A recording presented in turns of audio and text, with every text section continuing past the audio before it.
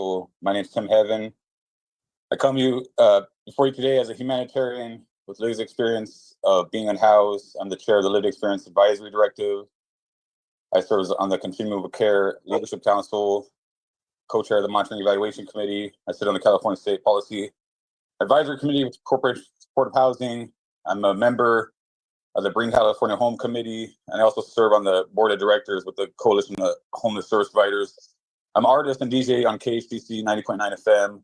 I share this not to boast, but so that you understand, I speak with both lived experience and personal knowledge, and I stand here as a voice for the voiceless.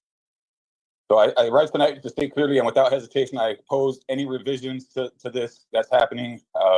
I think altogether it just really needs to be repealed.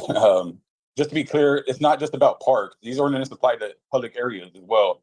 And that means sidewalks, parking lot, streets, the very places people have no choice but to exist when they cannot afford a roof. The only difference in this revision is that instead of making it illegal to rest in a public area at 10, now becomes 9. This is not progress, this is regression. This is not a solution, it is an even harsher punishment. The ordinance should not be revised, it should be repealed altogether because at its core, it criminalizes poverty.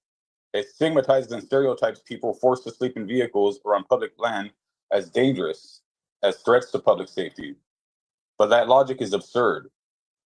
If simply sleeping makes a person dangerous, then by that standard, everyone sleeping in their own homes would also be a public threat. Should we arrest people in their beds for closing their eyes? Of course not.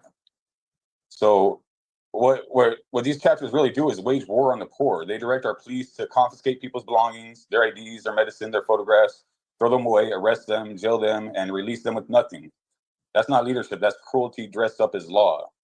And Seaside knows better. During COVID, on Colonel Durham, the city opened a safe sleeping site. I lived there. It was stable, calm, and clean. There was one rule, no violence, and it worked.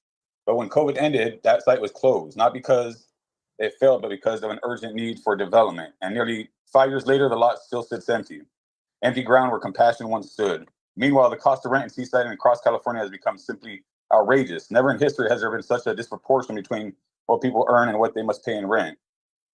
I have led homeless outreach in this county for the past 3 years. I've built relationships with most of the unhoused community, and I can tell you this, not once have I met someone that does not want housing. Everyone wants stability, dignity, and safety.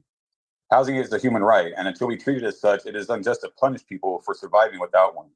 These ordinances don't just harm the unhoused, they harm the entire community. They waste taxpayer money on sweeps, police hours, and jail cells when decades of evidence shows they do not work. So I ask you, will Seaside be a city of leadership, or will it follow the failed, inhumane path being passed down from Washington? Will you repeal these ordinances? Thank you.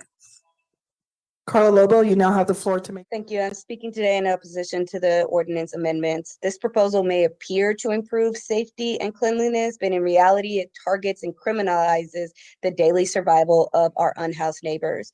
Once the city makes it illegal, it will be illegal, punishing people for existing in public spaces. That is not safety. That is discrimination against those that cannot, and against who can and cannot use our parks and sidewalks.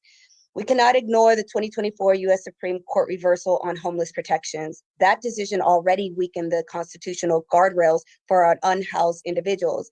And now cities like ours are rushing to fill in the gaps with laws that push people further into crises. At the same time, California law is shifting to strengthen protections for unhoused residents, recognizing that criminalization is not a solution. These amendments walk a very fine legal line, risking costly litigation while placing vulnerable people at even greater risk. Meanwhile, state leaders are moving in a different direction. Labeling tents, clothing, medication, or documents as trash is dehumanizing. Seizing them without due process is not only legally questionable, but morally indefensible. Let's call it what it is. The doctorship of property, a modern play out of the 13th Amendment's loophole punishing poverty itself. Equity means recognizing that people didn't choose to be homeless. They are responding to trauma, disability, systemic failure. These ordinances treat homelessness as a crime instead of a public health emergency. Just because something is partially legal doesn't make it right. If we lead with compassion, we would invest in outreach, shelter expansion, volunteer storage, hygiene access, and supportive services. Solutions that actually work. So I ask you, where are people supposed to go? Where should they store their belongings? Until those questions are answered with dignity, these amendments will only deepen inequities, invite litigation, and compromise our values. I urge you to table or significantly revise this ordinance and align with California's more human path forward. I yield the rest of my time.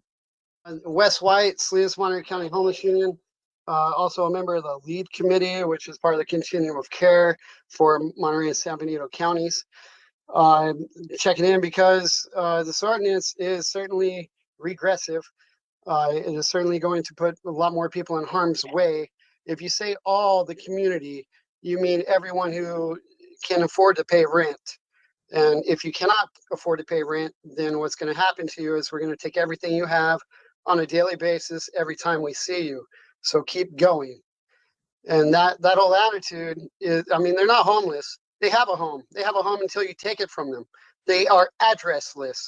What they need is like 400 square feet in a structure.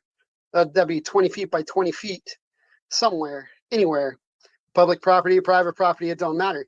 It can be lined up. It's just a matter of respect. It's almost like you've shunned these permanent lepers from the church. And they haven't really done anything to really sin against you. Yet here they are to be nomads indefinitely. Monterey City just passed ordinance to haul away most people's vehicles and keep moving people along. Well, of course, they're coming to you. You're not trying to stop Monterey City from driving their problem to be your problem, which actually Monterey County has an encampment resolution policy that encourages jurisdictions not to do that. And what you're doing is the same thing. You're going to push your problem onto other jurisdictions, more likely the state and county jurisdictions, because they're the most easiest process of elimination to go.